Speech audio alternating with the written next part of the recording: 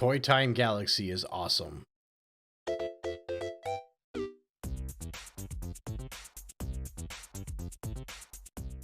I can't help but feel like this is the kind of stuff Galaxy has been lacking all along.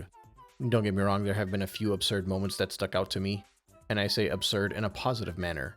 But for the most part, those moments were throughout the smaller galaxies.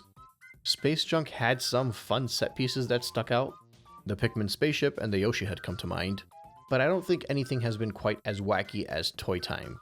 And for me, it's wacky in all of the right ways, because not only is it this giant toy-themed galaxy, it still somehow manages to feel completely consistent with the rest of the game, and adopts the space theme and galaxy theme very well. Even if the background makes it look like you're floating in this giant bedroom. But it doesn't feel like you're in a bedroom on Earth.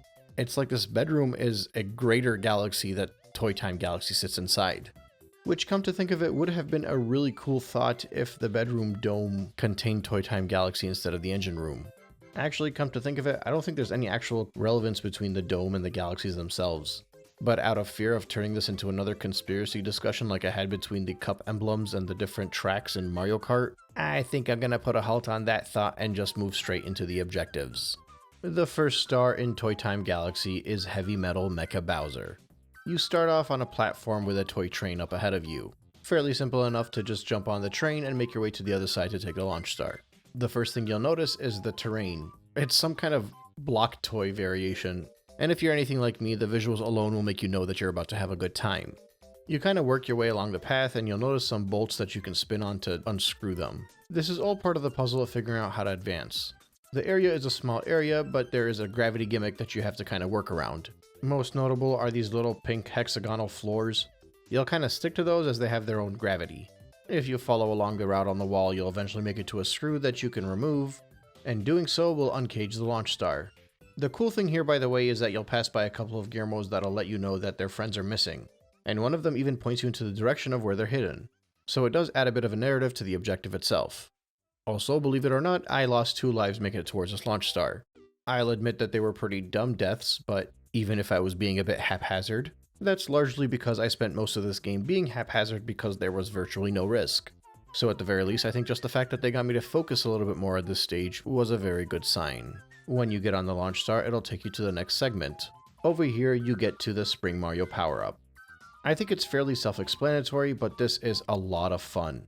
You'll be tested by bouncing around the enemies, making your way through the conveyor belts, climbing up vertical platforms, and all in all, it's a fun introduction to a fairly unique power-up. Once you grab the launch star, you'll make it over to the next segment. The next segment does let you play with Spring Mario a little bit more. You'll learn that you can ground pound with it, you'll even learn how to jump higher with it. And then you'll be able to take your launch star to the next area, which I believe is the Heavy Metal Mecha Bowser that we're looking for. You kinda gotta progress your way upwards on this thing by figuring out how to dismantle it as you move along. This will mostly involve unscrewing screws and bolts, as well as avoiding Mecha Koopas and flames. Every segment you get through will either give you a launch star or a pipe to move forward, and eventually you'll make your way to the hand and move up to the shoulder. After that, the only thing that stands between you and the caged off Gizmos is a Magic Koopa. But the giant Heavy Metal Mecha Bowser is also spitting fire at you. Your best bet here is to basically defeat Magic Koopa and carefully avoid the fireball with Spring Mario as you make your way towards its face. It's about timing here, and you do gotta be careful, and don't be like me and try to jump from the side, because then you'll fall down and have to climb all the way back up. Once you make it to the top, you're supposed to use Spring Mario to ground pound down to free the Gizmos, so I'm guessing if you get hit by the laser below like I did, most players would go back and grab the Spring Mario and work their way back up. But again, if you're good enough and you know how to maneuver with Mario, you'll know that you're fully capable of making it up there even without the spring. And with the Heavy Metal Mecha Bowser exploding and disappearing, you can celebrate along with the Gizmos that look like they've seen better days. And that was just the first star. It felt like 3 or 4 different challenges in one, and I think it was one of the better objectives I've experienced. I mean, it had a good amount of uniqueness, a good amount of difficulty, and the general aesthetic just makes it so memorable. Also, I think the name Heavy Metal Mecha Bowser is super cool. And if that doesn't intrigue you, the name of the second star is Mario Meets Mario. When you start off on the toy train, this time there will be a launch star towards your left. You'll land on a large and oddly shaped planetoid that you gotta figure out how to collect the 5 segments of the launch star. For the most part, this will involve dodging lasers and electric fences. But there is an element of a puzzle in which you gotta figure out where to unscrew and screw different bolts in order to make your way towards the different segments. It's a fun challenge, and once again caused me to lose quite a few lives because I thought I could just swing myself through it quickly. Those laser baddies do not mess around. After that, you get to the namesake of the star, Mario. 8-bit Mario. And really the whole challenge here is to collect the 5 silver stars while not falling into the lava or off the cliff. It's mostly made up of disappearing green platforms as well as some rotating yellow ones. If you're fairly comfortable with Mario's control, this isn't the hardest thing to master, but I think it's definitely really fun to play through. These high-risk platforming challenges are always a good time for me. But I do hope you're comfortable with long jumps and spin jumps to make sure that you're not stepping over all the disappearing platforms as you move around. Because honestly, the hardest part here is going to be traversing back to the beginning to collect your star, since on the way back, all of the platforms that you've already walked over have pretty much disappeared. But as long as you're careful, keep moving, and do your due diligence as you move around, you should be able to finish this one up and give yourself a pat on the back. And the third star is bouncing down Cake Lane, so you can probably guess it's going to involve Spring Mario. This time when you start off, the launch star is on the right. This whole challenge is basically a Spring Mario challenge. You'll have to master wall jumping, conveyor belts, being able to traverse over spoons and forks and spinning platforms, and it's actually not that easy. Again, I lost a handful of lives here, and after a certain point, maybe it's no longer me being haphazard, maybe it's the game finally giving me a respectable challenge. It took me 2 or 3 lives, but I managed to make it to the next section where I had to jump through poles. After that, the challenge just kind of increased. You gotta balance yourself on these spinning lollipops while there's a laser beam trying to be shot at you, all the while skating across these super thin platforms with a bottomless pit. Once again, I lost a couple more lives, but I made my way through. And I was having such a good time. Especially when I made it to the next section because I saw that there were more narrow platforms. This time in the shape of forks sticking out of a cake. Or I guess technically they could be spoons. At the top of the cake, you're actually meant to put out all the candles in order to get your next launch star. And that'll take you to your boss fight against the electric bazooka. It's similar to the previous fight where it was a water bazooka, except instead of shooting out a water bubble, it shoots out a ball of electricity. Which means it's a bit harder and you need to avoid it. The trick here, however, is that it's very high up, so you need Spring Mario. It's not terribly difficult, but you'll probably take a few hits making your way towards the boss the first time.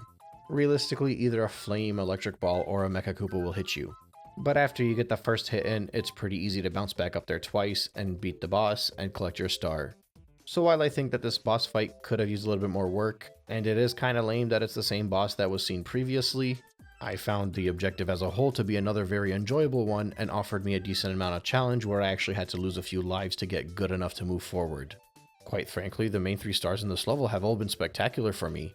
I remember I used to think that Toy Time Galaxy was loved as much as it was strictly because of the aesthetic, but now I think the aesthetic was just an excellent added bonus. And the funny thing is, that's only half of the stars in the stage. I remember the purple coin one here being one of the more enjoyable ones for me the first time I played the game, and it was enjoyable strictly because of the challenge that it provided.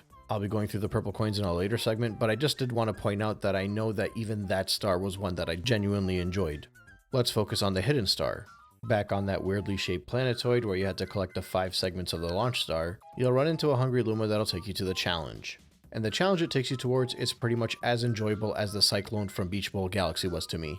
You'll have to make your way around, touching all of the switches, all the while avoiding getting crushed by these tox boxes, which I gotta say is much easier said than done. They move pretty quickly, and some of the switches are lined up in a way that it's going to make it a bit of a challenge. Once you accomplish the first square, you kind of got to use the gravity to jump to the next one, which entails some sliding platforms with spikes all around them. They can easily do damage, so you got to be very careful to get around them to make sure you hit all the switches. All in all, this is a very fun challenge to go through. And I think similar to the Cyclone, it has just the perfect amount of difficulty for somebody that's not quite looking for a crazy hard challenge, but looking for something a little bit more challenging than what most of the game feels like. And, just like the Cyclone, if you're somebody absolutely mental, you'll find the next star to be a treat. The comet is a fast foe comet which we have not seen since the Cyclone, and if I'm not mistaken, will not be seen again for the remainder of the game. Basically, you're doing it all again, but even faster this time. And oh man, this is so much harder.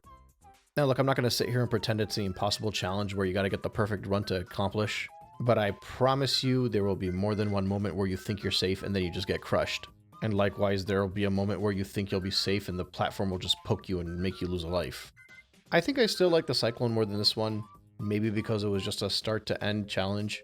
Maybe because I like the concrete path and the thwomps, but this one comes pretty close. And honestly, I think it's another phenomenal star. Both the slower hidden star and the comet. They're both great. For me, the Fastball Comet is similar to the Daredevil Comet in that the challenge that it adds actually makes it worth going through without just making it feel like it's all repetitive. And that's because the challenge these comets add actually change the way you play through the stage. The Cosmic Mario races I'm a little bit more hit or miss on, and the Speedy Comet is almost always a miss because the time limit it gives you is way too long. But even though two of the stars in this level are basically the same thing on the surface, I think the slow variant is fun and enough of a challenge to make it worth going through, and while accomplishing it, you're also training yourself to be able to take on the Fast Foe Comet. These two stars are just really fun. The purple star coming up is also really fun. And I already said the first 3 stars were pretty spectacular. The aesthetics are awesome. The music is a classic Mario Bros theme, and for me that is awesome. Like I said at the top of this segment, Toy Time Galaxy is awesome. And it has completely made up for Sea Slide Galaxy. With Sea Slide Galaxy being the largest blip, I think we're now back on track with the game getting better as you move along. So let's see if Deep Dark Galaxy can continue on with that momentum.